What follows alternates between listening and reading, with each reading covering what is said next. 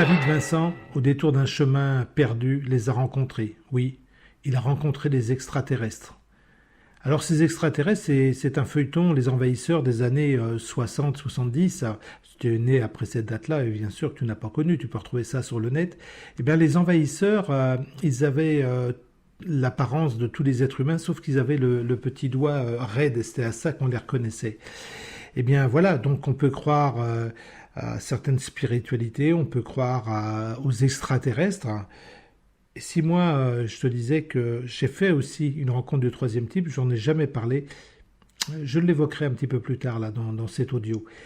Pourquoi je parle de ça? C'est croire ou ne pas croire.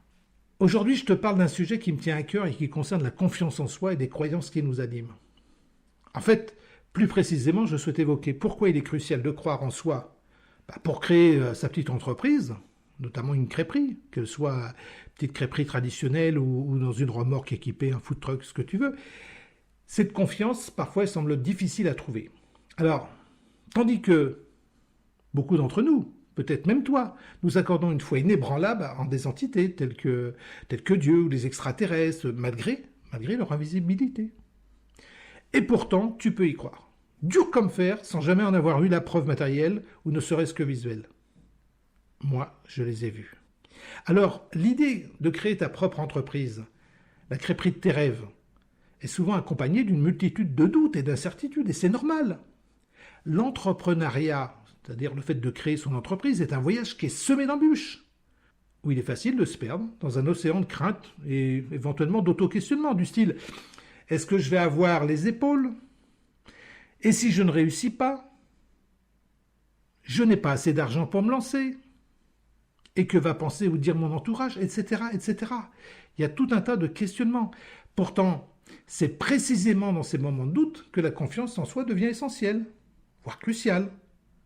Croire en sa capacité à surmonter les obstacles, à apprendre de ses échecs et à persévérer. Alors oui, certains pourraient argumenter qu'il est plus facile de croire en des entités extérieures, telles que Dieu, genre les extraterrestres, car elles représentent des forces supérieures, mystérieuses et transcendantes, qui échappent à notre compréhension rationnelle. Donc on peut s'y abriter aussi. Cependant, croire en soi-même n'est pas moins noble ou moins justifié. Au contraire, c'est une affirmation de notre propre valeur et de notre potentiel à créer et à nous façonner notre propre réalité. Imagine que si nous étions tous faits du même moule, cela pourrait faire peur. Là, je lâcherais un « Oh mon Dieu, quel bordel !» alors qu'il n'a pas une place de choix dans mon existence. Lorsque nous choisissons de croire en nous-mêmes, nous faisons le pari audacieux que nous sommes capables de transformer nos rêves en réalité, que nous avons les compétences, la détermination et je dirais même la résilience nécessaires pour réussir. Parce qu'on ne part pas sans rien, on a accumulé des savoir-faire, des expériences, etc. Alors cette confiance en soi, comme je le disais, c'est le fondement sur lequel nous pouvons bâtir notre entreprise, en prenant des risques calculés, en innovant, même peut-être en persévérant face à l'adversité, ce qui est à mon avis aussi essentiel. En gros, si tu crois en toi, tu réussiras. Bien sûr que croire en toi-même ne signifie pas pour autant ignorer l'importance de s'appuyer sur des réseaux externes, tels que le soutien moral de tes proches, le conseil des experts, etc., etc. À titre d'exemple, tu n'as pas besoin d'obtenir toi-même un diplôme en comptabilité pour te lancer. Un expert comptable, par exemple, qui connaît bien le secteur de la restauration, t'accordera du temps et t'apportera les infos essentielles sur le marché de la crêperie. Il ne te prendra même pas un euro lors de cette première rencontre pour de précieux conseils. Pourquoi ? Parce qu'il espère bien que tu deviendras un de ces jours un de ses clients. Idem pour un avocat, qui lui est spécialisé en droit des entreprises, en droit commercial, qui saura verrouiller tes statuts, qui te protégeront notamment dans le cas de plusieurs associés. Imagine que tu t'installes, tu crées avec des amis, des copains, etc., et que vous n'ayez pas les mêmes apports en numéraire ou autre. Eh bien, c'est lui qui va rédiger les statuts. Et là aussi, il espère bien que tu deviendras l'un de ses clients. En adoptant cette démarche de recours aux experts, tu augmentes déjà ta confiance. Et comprends bien que le jour où tu vas te retrouver devant un banquier avec ton prévisionnel tiré à 4 épingles, en provenance d'un expert comptable, tu gagnes des points. Dis-toi bien que le banquier en face de toi ne cherche qu'une chose. Est-ce que je peux lui faire confiance? Une fois de plus, la confiance. Donc de démontrer que toi, tu fais appel à des experts qui vont t'aider et toi, tu vas te concentrer sur ton métier, c'est-à-dire la cuisine des crêpes et des galettes, hein, et la relation à tes clients, eh ben, ça le met en confiance.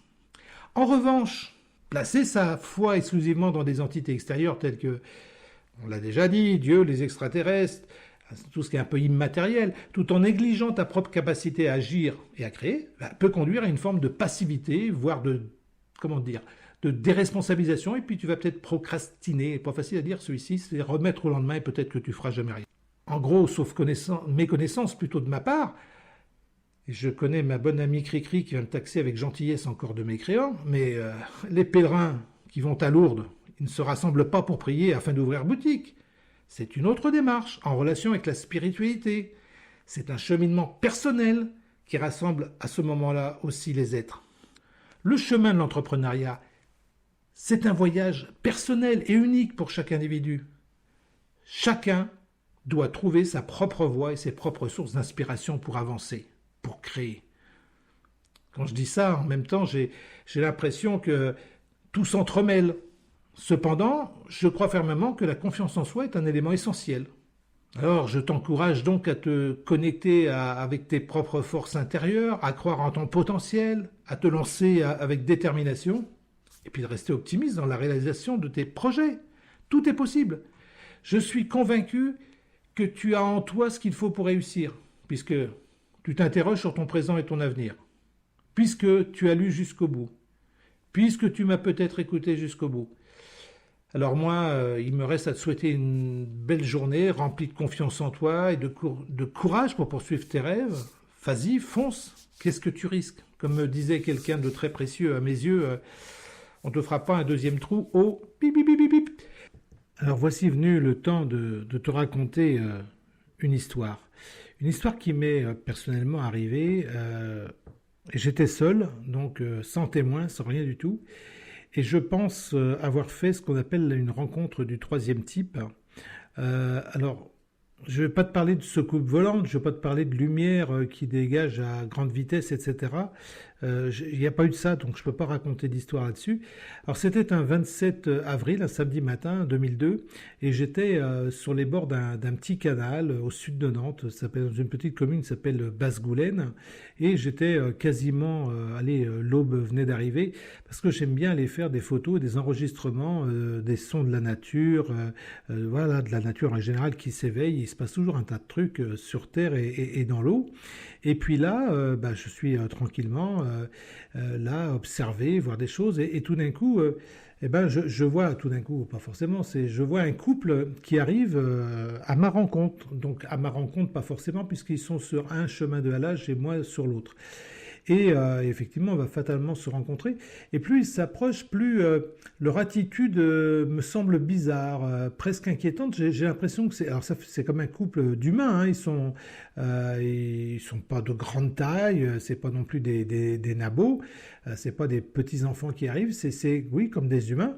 Ce sont des humains, hein, je pense. Et puis ils arrivent en face de moi. Mais je trouve bizarre, ils ont une espèce de rythme de marche quasiment un peu robotisé à l'unisson. Il n'y a pas de gestes comme nous on pourrait faire dans une balade. Ils se donnent pas la main, ils sont l'un à côté de l'autre, à peine se frôler. Il n'y a pas de gestes naturels comme on le fait. C'est-à-dire, moi je vais taper dans une butte de terre, je vais balancer un caillou, je vais ramasser des fleurs, je vais, je sais pas, peu importe. Mais voilà, une gestuelle un peu vivante, voilà. Et là, c'était pas le cas, je voyais ça un peu robotisé. Puis plus ils s'approchaient, plus je les discernais, et je trouvais qu'ils avaient effectivement un visage, une fois de plus, très humain, mais sans expression, voilà, manquant d'expression, assez blême, etc. Alors ils étaient, comme je dis, un peu de petite taille, pas très grands, de petite taille, etc. Elle avait une espèce, ils avaient tous les deux une tonsure assez incroyable, parce que elle avait une chevelure avec des mèches, comme si elle se faisait faire des mèches, un truc bizarre. Et puis lui, il était tellement dru sur sa tête, il avait une tonsure comme un balai-brosse, des cheveux gris, etc. Et voum, voum, voum, ils avançaient. Alors moi, comme d'hab, assez volubile, et puis j'aime bien dire bonjour aux gens, Voilà, dès qu'on est à la même hauteur, je dis hello, bonjour, salut, je sais pas trop ce que je dis, je lève la main comme d'habitude, etc. Et là, une fois de plus, à l'unisson, il tourne le visage assez sèchement vers moi. Il me regarde, il me fixe, mais j'avais l'impression qu'il me regardait, mais qu'il ne me voyait pas. J'ai eu un ressenti bizarre. Et donc, on s'est croisés comme ça, au même moment, je me suis dit, mais quelle bande de cons, ceux-là, c'est vraiment des psychorégies, ils ont le cul serré, là. Et tout en pensant cela, je me retourne quasiment immédiatement. Il s'est passé 2 3 secondes après ce croisement, et ils avaient disparu. Mais vraiment disparu, voilà, volatilisé. Je ne peux pas dire autre chose. Il ne pouvait pas tourner à droite parce qu'il tombait dans le canal, il n'y avait pas de pont, et il ne pouvait pas tourner à gauche parce que j'en venais, du moins à la hauteur, et que c'était une haie de touffu, là, ouais, très serrée, à moins de savoir sauter 3 mètres de haut, il n'y avait pas d'entrée de champ, il n'y avait rien. Mais en même temps, donc je suis vraiment surpris. Je me dis, attends, est-ce que je vais bien? Est-ce que j'ai pas fait un truc là, un petit malaise, rien du tout? Puis, en fait, à y penser, pendant ce temps-là où on s'est croisés, je n'entendais plus les oiseaux. La nature était comme figée, alors que j'entendais des vaches dans les champs qui beuglaient, bah, qui faisaient meu, je me rappelle plus, et vraiment plus rien quoi. Puis c'est revenu tout d'un coup comme ça, comme si c'est moi qui sortais d'un espace ouaté. Bon, ça s'est arrêté là, et puis bah, j'en ai pas forcément parlé, ou alors allègrement on allait se fiche de moi, et j'ai ni alerté à ce moment-là qui que ce soit. Et 2 3 jours après, bah, j'apprends par la presse quotidienne régionale, je lis que justement sur cette commune-là, eh ben, il y avait eu la gendarmerie qui était intervenue suite à des témoignages de gens qui avaient remarqué l'affolement de bêtes dans des champs. Il y avait, je crois, un veau qui avait fait comme une crise cardiaque, etc. Et des chevaux, notamment des chevaux de trait, qui ne voulaient plus du tout sortir de leur écurie pour aller dans le champ. Donc un truc bizarre, et je me dis, bah, peut-être que moi j'ai vu d'une autre manière ce qui s'est passé, mais bah, j'ai pas déposé. Je sais pas pourquoi, parce que je sais pas, toujours pas. Mais bon, cette histoire-là, si elle s'arrêtait là, ce serait bien. Sauf que 6 ans après, et là je vais la faire courte, je vais rencontrer les mêmes personnages, toujours ce couple-là, pas très haut, habillé de la même manière. Et en fait là, je suis toujours sur cette commune-là, à vouloir enregistrer le chant, voire plus le bruit des corneilles pour une bande son. Donc bah, je suis en train de régler mon micro, le même avec lequel je travaille là. J'ai le casque sur les oreilles, voilà, pour affiner vraiment le niveau de son. Et j'envoie. Et tout d'un coup, bah, j'entends plus rien. Et je me dis, tiens, merde, mon enregistreur s'est bloqué, etc. Et en fait, je lève les yeux et ben, à quoi 75, 100 mètres à peu près, maximum, eh bien, je vois encore ce couple-là, habillé de la même manière, elle toujours les mêmes cheveux avec des espèces de mèches, lui, mais là, avec sa tonsure, et j'ai l'impression que là, il me regarde bizarrement, et j'avoue qu'il me passe quelque chose à la colonne vertébrale, et en fait, bah, comme la première fois, ils ont disparu. Ils ont disparu, et tout d'un coup, j'entends de nouveau eh ben, le bruit de la nature, etc. Donc, je t'explique pas que j'ai vite plié les gaules, et voilà. Mais maintenant, c'est vrai que euh, avec un peu de hantise, et parfois j'aimerais bien que ça arrive, j'attends toujours ce 27 avril et de voir ce qui va se passer dans la journée, et ça n'est jamais revenu. Je sais pas. Donc, je pense pas avoir rêvé 2 fois. Ça va, ma santé est pas trop mal. Voilà. Est-ce que j'ai fait cette rencontre-là? Et une fois de plus, il n'y a pas de soucoupe volante, il n'y a rien, hein. C'est comme ça, c'est la vie. Donc, ça peut aussi nous arriver. Alors, bien sûr, comme cette histoire que je te raconte, que j'ai jamais racontée à personne ou très peu de monde, eh ben, ou pas de manière publique comme ça, eh bien, tu y crois ou tu n'y crois pas. Voilà, chacun va se faire sa petite idée là-dessus, mais il y a une chose que tu peux croire, c'est en toi-même. Voilà, je voulais te raconter cette histoire parce que il y a un côté spirituel, puis il y a un côté les actes que nous posons sur la table pour faire des choses. Allez, je te souhaite une belle journée, une belle soirée. Je ne sais pas à quel moment tu vas écouter ce podcast. Moi là, il faut que je m'arrête parce que en bas de chez moi, sur la pelouse, j'ai rendez-vous avec des petits gris, je leur donne des crêpes et des galettes. Ils en avaient tellement marre de la soupe aux choux, tu n'imagines pas. Là, je sens que tu ne me crois pas. Allez, salut, c'était Patrick. Bye bye.